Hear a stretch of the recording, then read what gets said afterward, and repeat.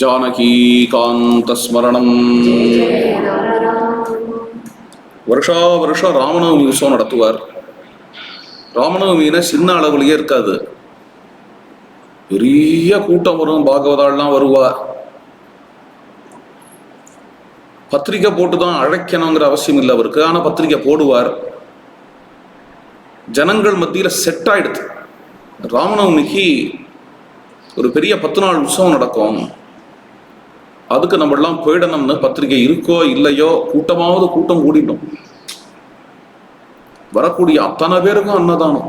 பாகவதாள்லாம் கூப்பிடாமே வந்துடுவா, சொச்சந்தமா வந்து நம்ம ராமதாசர் ராமநவமி அப்படின்னு தானே சொச்சந்தமா வந்து அருமையான அமசங்கீர்த்தனம் பண்ணுவா. பாகவதாள்லாம் நடக்கிறது ராமநவமி உற்சவம்.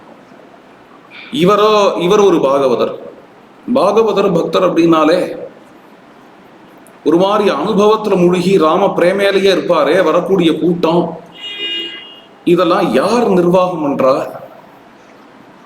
இதுல நிறைய லௌகிகம் கூட கலந்துடுமே. ஏராளமா ஜனங்கள் வரக்கூடிய ஜனங்கள் ஒருத்தருக்கு அபிப்பிராய வேதங்கள்லாம் வந்து சண்டையெல்லாம் வராத இருக்கணுமே. வரக்கூடிய ஜனங்கள்ல பல பேர் என்னதான் பாகவதால் பிரதானமா இருந்தாலும் பலதரப்பட்ட ஜனங்கள் வருவா. பிரசாதங்கள்லாம் ஒழுங்கா விநியோகம் ஆகணும். எவ்வளவோ சமாச்சாரம் இருக்குன்றதுதான் ஒரு ஆச்சரியம். ராமதாசர் பாட்டுக்கும் பரம பாகவதரா வீணையை மீட்டின்று ராமர் சன்னதியில பாடின்னு இருப்பார். மொத்த நிர்வாகத்தையும் அந்த ராமதாசருடைய தர்ம பத்னி கவனிப்பாளாம், சுந்தரி பாய். கொஞ்சம் கூட அவள் வந்து முகத்தை செணிக்காம சிரமம் பார்க்காம அப்படி ஒரு கைங்கரியம் பண்ணுவா. அதே சமயத்துல ராமதாசர் அளவுக்கு நாம சங்கீர்த்தனத்தையும் அனுபவிப்பா. அனுபவமும் உண்டு, கைங்கரியமும் உண்டு அப்படிங்கிற மாதிரியான ஒரு వ్యక్తి சுந்தரி பாய். அன்னதானங்கள்லாம் நன்னா நடக்கிறதா அப்படின்லாமும் கவனிப்பா. பஜனை கூடாரத்துக்கும் போவா. பஜனை கூடாரத்துல போய் பஜனையில போய் கொஞ்ச நாள் இப்படியே உட்காந்துட்டு இருப்பா, அனுபவமா இருக்கும். அப்புறம் அன்னதான கூடாரத்துக்கு வந்து அன்னதானம் நடக்கிறதா அப்படின்னு பார்ப்பா. இது ரெண்டுத்துக்கு நடுவுல பக்கத்துல தான் கிரகம். கிரகத்துக்கு வந்து குழந்தை எப்படி இருக்கான்னு பார்ப்பா. ராகவன் சின்ன குழந்தை, ராகவன் எப்படி இருக்கான் அப்படின்னு பார்ப்பா. இது மூணு ட்ராக்ல ஒரே சமயத்துல போறாங்க. அது மாதிரி நடந்துட்டு இருக்கு. இப்ப என்ன அப்படின்னு எல்லாம் சமையல் அறை எல்லாத்தையும் நன்னா மெழுகியாச்சு. எல்லாம் தனியா என்ன சமைச்சு வச்சிருக்கோ தனியா எடுத்து வச்சுவிட்டு சமையலறையெல்லாம் மெழுகிட்டு அப்புறம் குழந்தை ராகவனுக்கு பால் கொடுத்துட்டு குழந்தைய தூங்க பண்றா. குழந்தை கொஞ்சம் கொஞ்சமா தூங்கி போயிடுச்சு. சீக்கிரம் தூங்கிட்டா தேவலையே. ஏன் அப்படின்னு திவ்யநாம சங்கீர்த்தனம் ஆரம்பிக்க போகுது. குழந்தைய தூங்க பண்ணிட்டு திவ்யநாம சங்கீர்த்தனத்துக்கு போகலாம் அப்படின்னு பக்கத்து கூடாரம் தான் நாம சங்கீர்த்தனம் நடக்கிற கூடாரம். திவ்யநாம சங்கீர்த்தனம் கேட்க ஆரம்பிச்சிருது. கிருஷ்ணா ராமா கோவிந்தா ஹரே ராம கிருஷ்ணா கோவிந்தா ஸ்ரீதர கேசவ கோவிந்தா ஹரே ராம கிருஷ்ணா கோவிந்தா அப்படின்னா உடனேயே இந்த அம்மா பார்க்குறா, ஆஹா திவ்யநாமம் ஆரம்பிச்சுடுத்து. திவ்யநாமம் ஆரம்பிச்சுடுத்துன உடனே அடுத்தது டெம்போ ஏறுறதும்பா. திவ்யநாமம் ஆரம்பிச்சுடுத்தே அப்படிங்கிறா. அடுத்தது பாகவதாவோட குரல் கேட்கறது, கிருஷ்ணா ராமா கோவிந்தா நாராயணா ராமா கிருஷ்ணா கோவிந்தா நாராயணா அப்படின்னு உடனே பட்டுன்னு எழுந்துட்டா. இருக்க முடியல, இங்க குழந்தை நல்லா தூங்கி போயிடுது. அதனால கொஞ்சம் போய் திவ்யநாமத்துல கொஞ்சம் கலந்துனுட்டு அப்புறம் குழந்தைகிட்ட வந்து விடலாம். திவ்யநாமத்துல போய் கலந்து நீங்க குதிக்கவா போறா அப்படின்னு ராமதாசர் நர்த்தனம் ஆடுறத பார்க்கலாம். ராமதாசருக்கு ராமர் தெய்வம் அப்படின்னா இவளுக்கு ராமதாசர் தான் தெய்வம். அதுவும் இது எப்படிப்பட்டது அப்படின்னா திவ்யநாமம்னு ஒன்னையே இன்னைக்கு திவ்யநாமம்னு ஒண்ணு பண்றாளே பாகவதாள்லாம். யார் கீர்த்தனை பாடியா திவ்யநாமம் பண்றா? ராமதாசர் கீர்த்தனை என்ன? இன்னைக்கு சம்பிரதாய பஜனையில திவ்யநாம சங்கீர்த்தனங்கிறது என்னதான் சாஸ்திரத்துல சொல்லி இருந்தாலும் சாஸ்திர பிரமாணம் இருக்கு திவ்யநாமத்துக்கு. ஜோதிர்மயமாம் தியாயந்தா கீர்த்தயன்ச தத்குணானு கீர்த்தயந்தஸ்ய தத்குணானு பிரதட்சிணம் பிரகுருவந்தா அப்படின்னு வருது இல்லையா? தீபத்தை நடுவில் வச்சுட்டு பிரதட்சணம் பண்ணி பண்ணி நாம சங்கீர்த்தனம் பண்ணணும்னு வரக்கூடிய ஸ்லோகங்கள்லாம் இருக்கு. திவ்யநாம சங்கீர்த்தனத்துக்கு சாஸ்திர பிரமாணம். என்ன நாம சங்கீர்த்தனம் பண்றது, ஏது எது மாதிரி கீர்த்தனைகள் பாடுறது அப்படிங்கிறதெல்லாம் ராமதாசரோட கீர்த்தனைன்னா பாடிட்டு இருக்கோம் திவ்யநாமத்துல. அந்த ராமதாசரே நின்று ராமதாச கீர்த்தனையை பாடிண்டு திவ்யநாமம் பண்றார். அதுவும் அவர் நம்ம ஆத்துக்காரரே கூட. அப்படிங்கும் பொழுது எப்படி இருந்திருக்கும் அவளுக்கு? கொஞ்சம் நினைச்சு பாருங்க. அந்த அம்மாவுக்கு எப்படி இருந்திருக்கும்? அவ போய் அங்க போய் பார்க்கறா, எப்படி பாகவதாள்லாம் அங்க நர்த்தனம் ஆடிண்டு அவளுடைய பர்த்தாவோட கீர்த்தனையை பாடுறா. அதுக்கு நடுவில் ராமதாசர் எப்படி வீணையை வீணை மீட்டின்ண்டே சங்கீர்த்தனம் பண்ணுவாராம். வீணையை மீட்டிண்டு அந்த திவ்யநாமத்துல சுத்துவாராம். அதை அப்படியே பார்க்கறா. சரி, இந்த கீர்த்தனை முடிஞ்சு போயிடலாம், குழந்தைய பார்க்கறதுக்காக போயிடலாம் அப்படின்னு.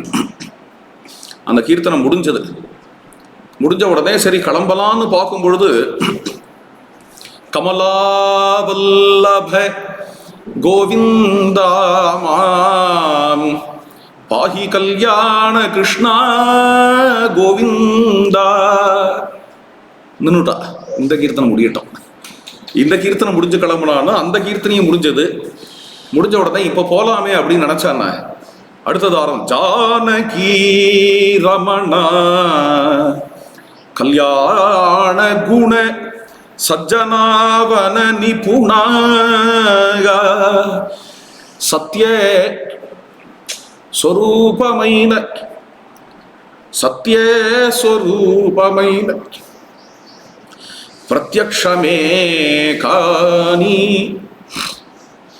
பத்ராச்சல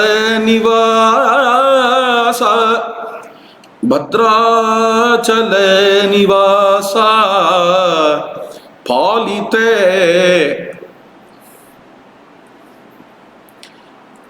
ராமதாச. உடனே அந்த கீர்த்தனை முடிஞ்சது.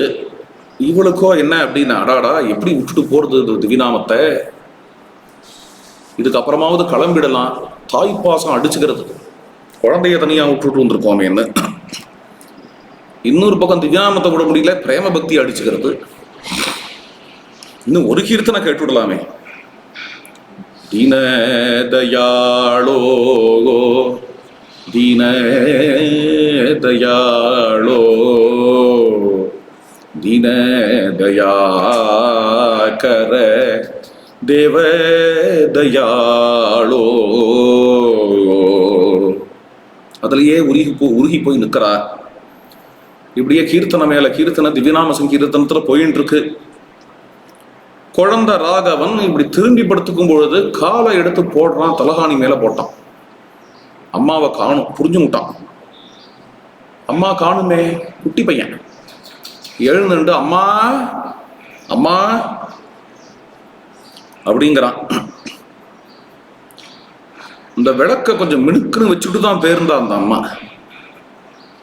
இருந்தாலும் திடீர்னு ஒரு காத்து அடிச்சது, விளக்கும் அணைஞ்சு போயிடுச்சு. விளக்கு அணைஞ்சு போயிடுத்துன உடனே குழந்தைக்கு பயமா போயிடுது. அம்மா அம்மா அப்படின்னு அழ ஆரம்பிச்சுட்டான். அழ, பெரிய வீடு, வீடு இங்க இல்லைன்னா அம்மா சமையலறையில் தான் இருப்பா அப்படின்னுட்டு அம்மாவை தேடிட்டு குழந்தை சமையலறைக்கு போயிருக்கு. சமையலறையில இத்தனை பாகவதாள் இத்தனை பேருக்கான கஞ்சி போடுற இடம், ஒரு பெரிய கஞ்சி தொட்டி. கீழே அப்பதான் தொடச்சி விட்டுருக்கான்னு சொன்னேன் இல்லையா? உள்ள போய் காலை வச்சான், வழுக்கி விட்டு கஞ்சி தொட்டியில போய் விழுந்துட்டான் குழந்தை. இந்த அம்மா குழந்தைய பார்க்கணும்னு திரும்பி ஓடி வந்து பார்த்தா குழந்தைய காணல. இங்க படுத்துட்டு போன குழந்தைய காணலையே. அடாடா, குழந்தைய காணல. ராகவா ராகவா ராகவா கூப்பிட்டு பார்க்கறா.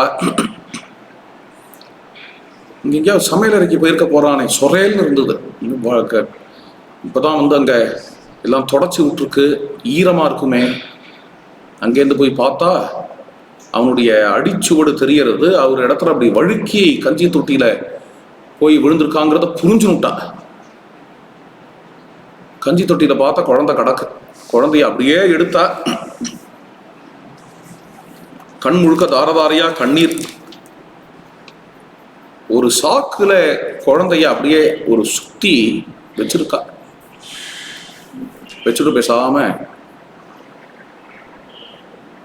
கண்ணால கண்ணீர் விட்டுண்டு ராம ராம ராம ராம ராம ராம ராம ராம ராம, வாயிலையும் வயத்திலையும் அடிச்சுண்டு அழணும், கதறம். ஒண்ணும் இல்லை, கப்சி.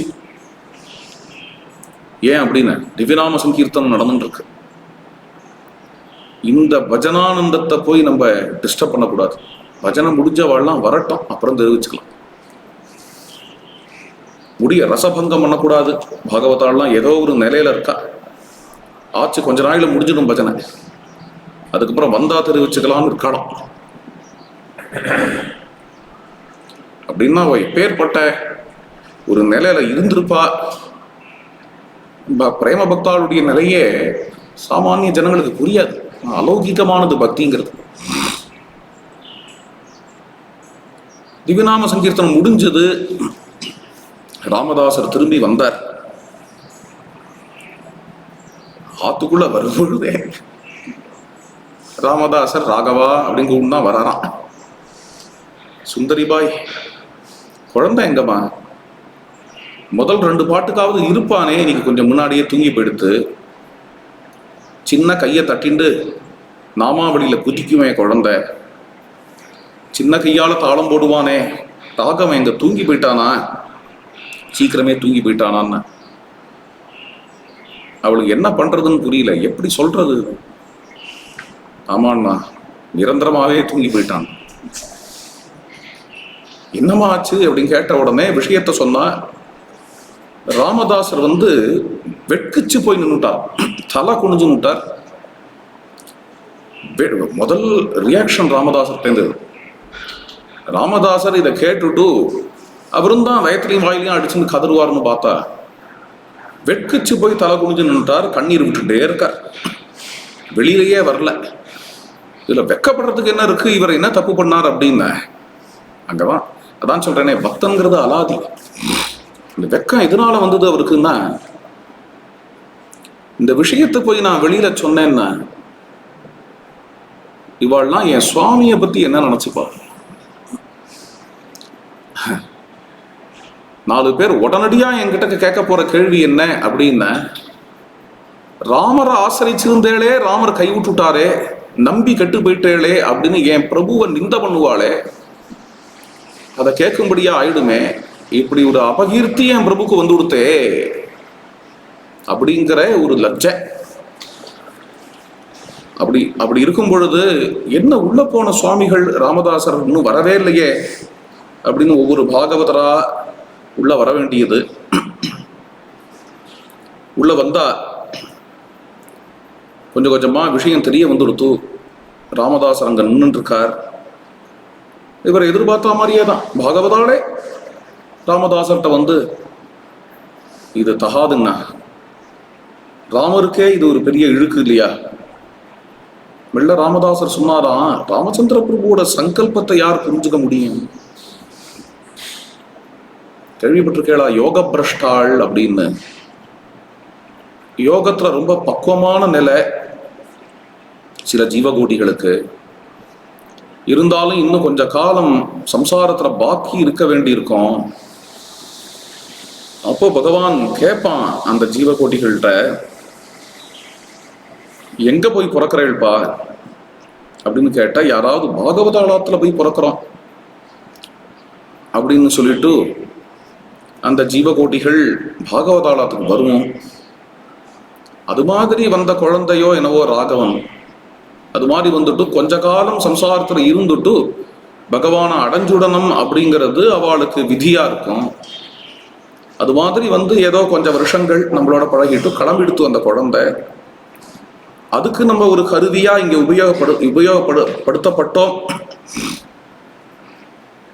கர்மசேஷத்துக்காக அந்த குழந்தை அப்படின்னு வச்சுக்கலாமே, நினைச்சுக்கலாமே.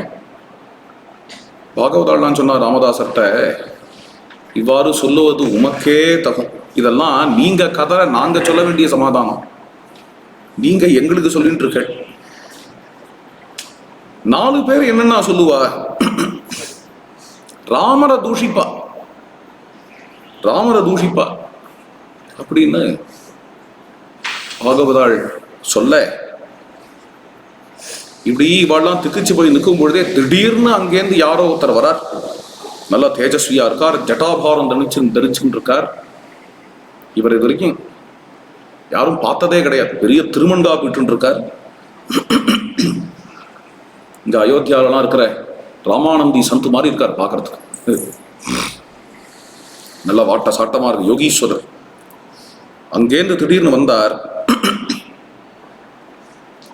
என்ன இங்க கூட்டம், என்ன இங்க பதட்டம், குழந்தை போயிடுச்சு. குழந்தையா? குழந்தையெல்லாம் போகாதே, குழந்தை போகல அப்படின்னு நேரம் அங்கேன்னு வந்தார். அந்த ராகவன் கிட்ட வந்து தன்னுடைய திருக்கரத்தால இப்படி ஸ்பரிசிச்சு அந்த குழந்தையின் இடத்துல ராம ராம ராம ராம ராம ராம ராம ராம ராம ராம ராம ராம என்று ராமநாமத்தை சொன்னார். ராமநாமத்தை சொன்ன உடனே அந்த குழந்தை பட்டுன்னு எழுந்துட்டு எழுந்துட்ட உடனே நிதர்சனம், மூச்சு கூட இல்லாத இருந்த குழந்தை திடீர்னு எழுந்துட்டு அத்தான ஜனங்களும் பார்க்கறா இல்லையா, ஆஹாஹான்னா ஒரு ஆனந்த பரவசம், ஒரு விஸ்மயம், ஆச்சரியம்.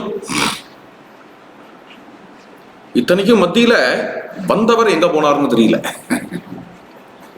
கம்பீரமா வந்தார், கம்பீரமா போயிட்டார். பரமோபகாரியான இப்பேற்பட்ட மகான் அவருக்கு வந்து யாரிடத்திலேருந்தும் எந்த பிரத்யுபகாரமும் எதிர்பார்க்காம வந்துட்டு அந்தர்தானம் ஆயிட்டார். யாரு அந்த யோகி, எப்படி வந்து சேர்ந்தார் இங்க, எந்த மருந்துனால இந்த குழந்தைய எழுப்பினார்? ராமஜோகி மந்து கோணரே பாமருளார ராமஜோகி மந்து கோணரே రామజోగి మందు మీరు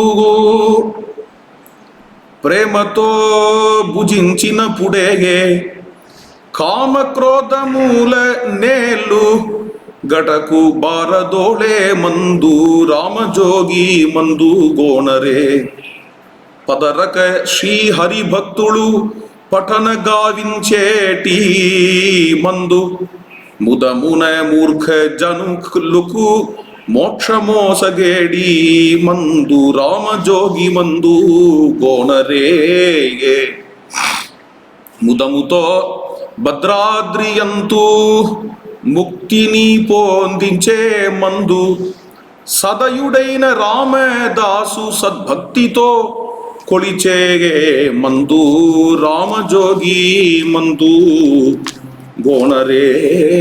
ராமயோகி வந்து மருந்து கொடுத்தார். மருந்து ராமநாமமாகிய மருந்து, மிருத சஞ்சீவனின்னு எதலாமோ சொல்றான். செத்து போனவனை எழுப்பிட முடியும் ஒரு மருந்துனால அப்படின்னு. இதை இந்த ஜனங்கள்லாம் பிரத்யட்சமா பார்த்தாங்க. ராமநாமமாகிய மருந்து சம்சார வாசனைகளையே நீக்கக்கூடிய மருந்து என்று இந்த கீர்த்தனையில பாடுறார். இதுல இருந்து ராமதாசருக்கு ஒரு திருடமான விசுவாசம் வந்தது.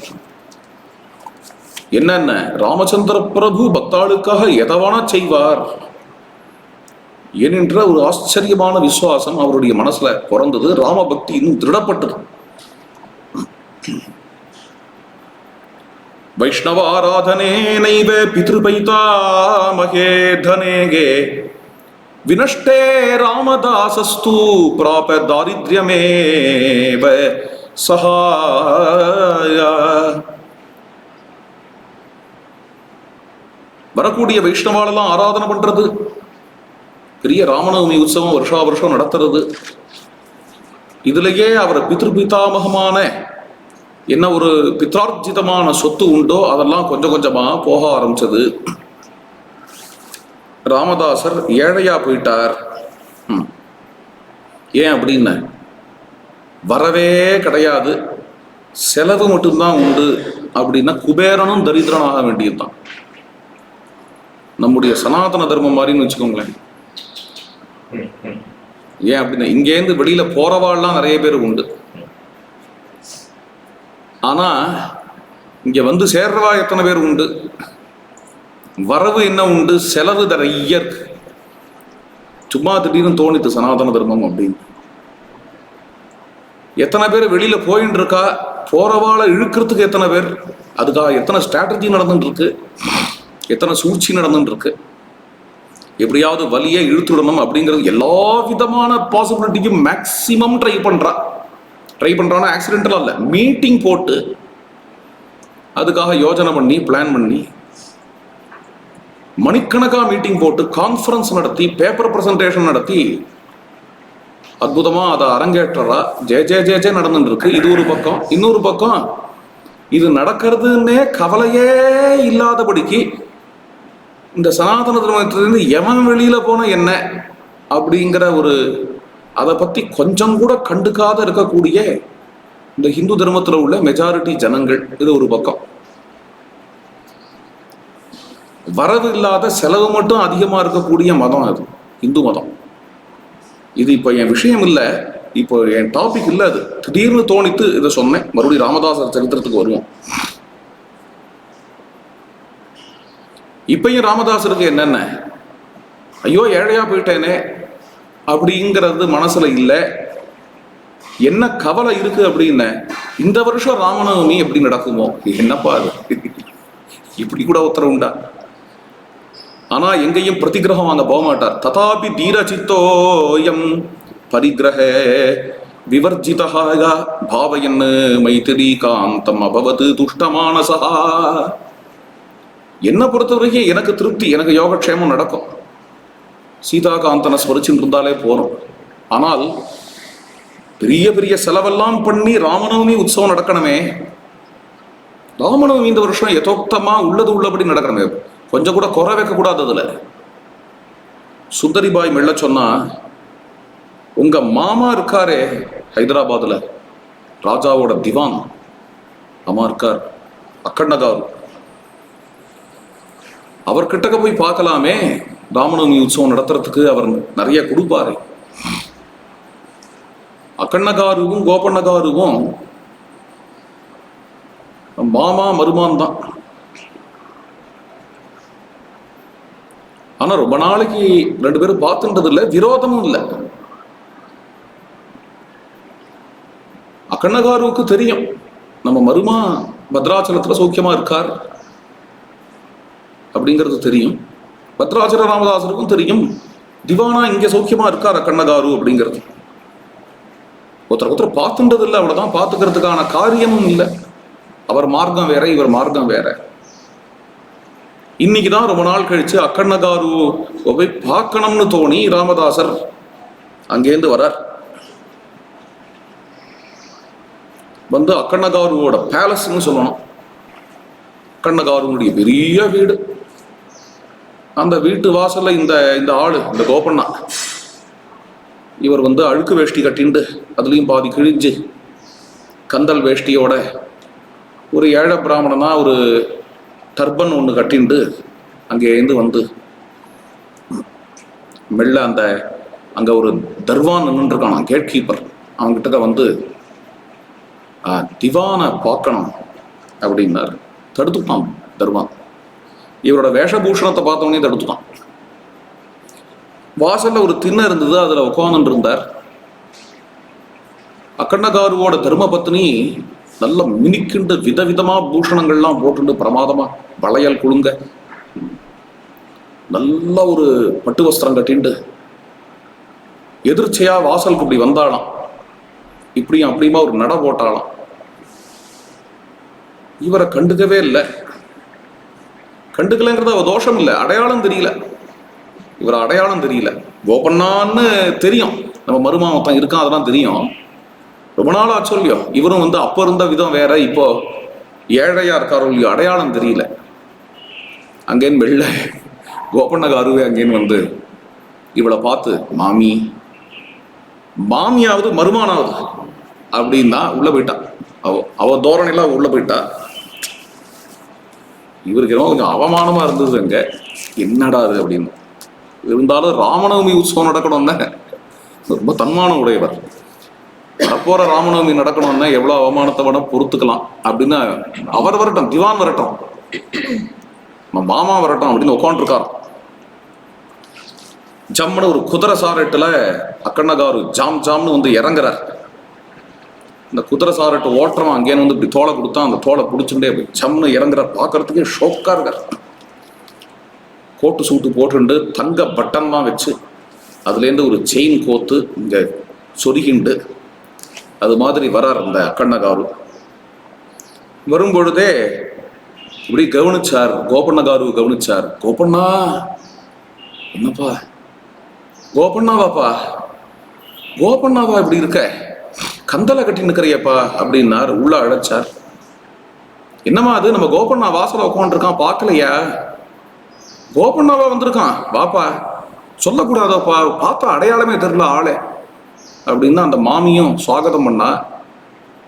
கோபண்ணகாரு அங்கேருந்து வந்து முதல்ல ஸ்நானம் பண்ணு அப்படின்னு அவருக்கு ஒரு ஸ்நானத்தை பண்ணி வச்சு நல்ல வஸ்திரங்கள்லாம் கொடுத்து, அவள் ஆற்றுல ஹாலில் ஒரு பெரிய சோஃபா, அதில் இவர் உட்காந்துட்டார், கோபண்ணகாரும் உட்காந்துட்டார்.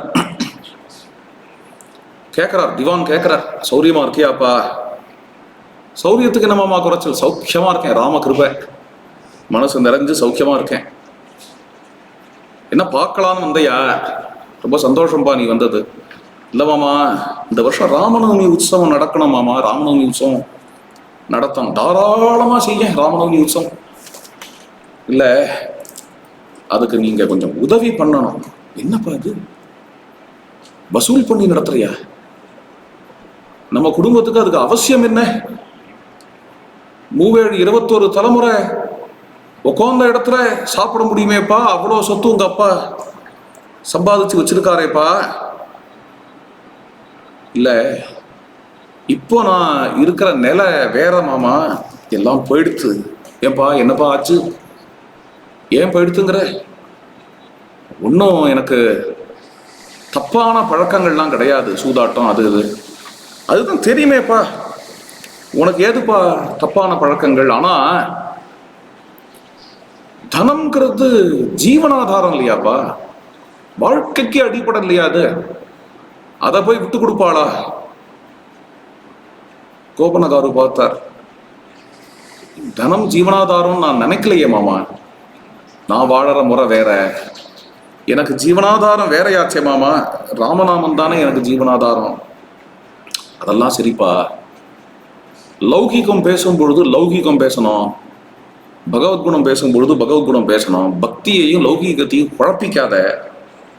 ராமநாமம் ஜீவனாதாரங்கிறதுலாம் சரிதான், இருந்தாலும் தனம் வேணாமாப்பா. இப்போ இந்த வருஷம் ராமநாமி நடத்தணும்னாலே தனம் வேணுமே உனக்கு. இங்க வந்து இருக்கிறிய நீ லக்ஷ்மணர் மாதிரி பேச, அதை பறி கொடுத்துட்டு நிற்கிறிய, ஜாக்கிரதையா இருந்திருக்க வேண்டாமா? ஆனா அவசியம் ராமநவமி உற்சவம் நடத்துறேன், அதுக்கு என்ன வேணுமோ அதை கொடுக்குறேன்ப்பா. என்ன, என்றென்றைக்கும் உங்க அப்பாவுக்கு நான் கடன்பட்டவன். உங்க அப்பா எனக்கு கொடுத்த அறிவுரைகள், அவர் திவானா இருந்த காலம், அவர் திவானா இருந்துவிட்டு அடுத்த திவானா என்ன உட்காத்தி வச்சார் ராஜாவின் இடத்துல என்ன அறிமுகப்படுத்தினதே உங்க அப்பா தான். இவ்வளவு உங்க அப்பா எனக்கு பண்ணியிருக்கிறதுக்கு நீ நடத்துற ராமநவமி உற்சவத்துக்கு நான் உபகாரம் பண்ணாத இருப்பேனா? ஆனா ஒண்ணு பண்ணு, இந்த வருஷம் ராமநவமி நடந்துடும், அடுத்த வருஷத்துல என்ன பண்ண போற, இதுக்கப்புறம் என்னதான் நடக்க போறது, அதனால முதல்ல ஒரு காரியம் சொல்றேன் செய். நீங்க ராஜாவின் இடத்துல வேலை பார்க்க வந்துடும், வேலையில சேரு, நான் உன்னை சேர்த்து விடுறேன் அப்படிங்கிறார் திவான். அதுவும் சரிதான், பிராக்டிக்கலா பேசுறார். சரி மாமா, ஆனா ஒரே ஒரு விஷயம், நான் வேலையில சேர்ந்த உடனே 10 நாள் லீவை போட்டுட்டு அங்க போனேன் ராமநவமி உற்சவத்துக்கு அப்படின்னா சரிப்பட்டு வராது. அதனால வேலையில சேர்றதே ராமநவமி உற்சவத்துக்கு அப்புறம் பண்றேனே அப்படிங்கிறார். அதுவும் நல்லதுதான், நீ சொல்றதும் சரியாதான் படுறது. ராமநவமி நடக்கணும் மாமா. ஆமாப்பா, அது எவ்வளவு வேண்டிருக்கும் உனக்கு? சுமாரா 1000 மொஹராக்கள். என்னப்பா அது, என்னது 1000 மொஹராக்கள்? ராமநவமிக்கா 1000 மொஹராக்கள்? ஆமாம் மாமா. அப்படி என்ன நடக்கிறது அங்க? நீங்க வந்து பார்த்த தெரியும் மாமா. என்னடாப்பா அது இப்படி சொல்ற? கொஞ்சம் குறைச்சு பண்ணுப்பா, ஓவரா அன்லிமிட்டடா செலவு பண்ற போல் இருக்கே, குறைச்சு பண்ண முடியாது மாமா. ஜே ஜே ஜே ஜே ஜே ஜே நடக்கும். அப்படி என்ன நடக்கும்? பெரிய டான்ஸ் ப்ரோக்ராம், கச்சேரி, டிராமா ப்ரோக்ராம் இதெல்லாம் வச்சிருக்கியா? அதெல்லாம் எதுக்கு மாமா எனக்கு? நிறைய பாகவதாள் வருவா, பஜனை பண்ணுவா, பாராயணம் நடக்கும், ராமாயண பாராயணம் நடக்கும், வேத பாராயணம் நடக்கும், நாம சங்கீர்த்தனம், திவ்யநாமம் நடக்குமே பார்க்கணும். அவ்வளவு பெரிய திவ்யநாமம் அந்த கொட்டகால. ராமாயண பிரவச்சனம் நடக்கும், கோட்டி அர்ச்சனை நடக்கும். எப்படி நடக்கும் தெரியுமா? அப்படியாப்பா, பெரிய பாக்கியம்பா. சரி, சந்தோஷம். என்ன இங்க பாரு, நம்ம குடும்பத்துல எனக்கு என்னவோ இதெல்லாம் பண்றதுக்கான பாக்கியம் கிடைக்கல. நான் இங்க சுத்த லோகாயத்தனா இங்க ஏதோ சபையில வேலை பார்த்துட்டு இருக்கேன், எங்கேயோ யார்கிட்டயோ வேலை பார்க்குறேன். நீ பண்ற அப்படிங்கிறது எனக்கு சந்தோஷம். நல்லா நடத்து, அழகா நடத்து. எனக்கு பண்ண முடியலன்னாலும் ஒரு தர்ம காரியம் நடக்கிறதுங்கிறதுக்கு அதுக்கு நான் செலவுக்காவது பணம் கொடுக்குறேன் அப்படின்னு இவர் சொல்றார். ஆனா ஒரு விஷயம்பா, உற்சவம் முடிஞ்ச உடனே நான் சொன்னது ஞாபகம் வச்சிருந்தா அவசியம் முடிஞ்ச உடனே வந்துடும், வராத இருக்காத. ராமதாசர் சொன்னார், நான் வரேன் மாமா, வந்து ஜாயின் பண்ணிக்கிறேன் ஜாப்ல, நான் வர்றது அப்புறம் இருக்கட்டும். ஆனா இந்த 10 நாள் உற்சவத்துல நீங்க ஒரு நாளாவது உற்சவத்துக்கு வரணும், வந்து ராம பிரசாதத்தை ஏற்கணும். பொதுவாகவே அங்க வந்து யார் அங்க கைங்கரியம் பண்றாளோ, டோனரோ, அவளுக்கு ஒரு தனி பிரசாதம் கொடுப்பா. இந்த வருஷம் பிரசாதம் நான் ஏத்துக்க போறது இல்லை, நீங்க தான் வருவேள் அப்படின்னு நான் காத்துட்டு இருப்பேன். இந்த வருஷம் ராமநவமி உற்சவத்துக்கு நீங்க வரணும். அக்கண்ணகாரு ஒரு புன்முறுவல் செய்தார். முடிஞ்சா வரேன்ப்பா. ராமதாசருக்கு ரொம்ப சந்தோஷம். திரும்பி வரார். அப்பயே ராம கிருபையே ஸ்மரிக்கிறார். இதுவும் நடக்குமா? இங்க வந்தேன், அனாயாசமா எனக்கு இப்படி ஒரு தனம் கிடைச்சதே, ராமநவமி நடத்த முடியறதே, அதுவும் ராமகிருபதான் என்று சந்தோஷப்பட்டு ராமநவமி உற்சவத்துக்காக பத்ராசலத்துக்கே திரும்பினார். இந்த வருஷம் ராமநவமி ஜே ஜே ஜே ஜே ஜே ஜே ஜே ஜேன்னு உற்சாகமா நடத்தினார் ராமதாசர். ஜானகி காந்த ஸ்மரணம்.